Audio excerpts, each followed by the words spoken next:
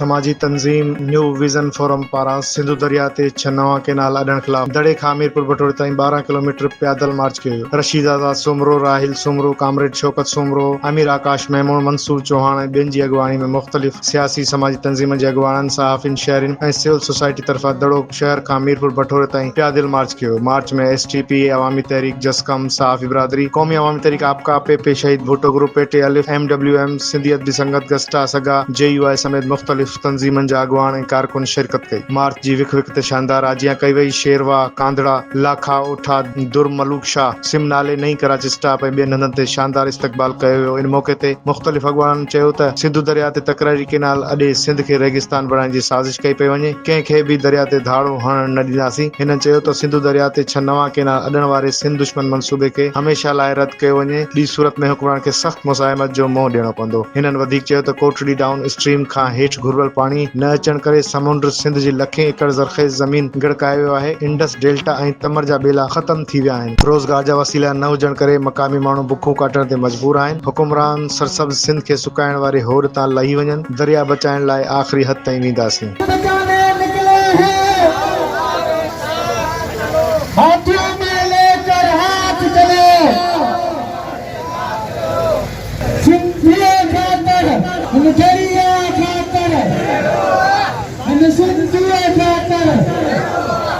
दरिया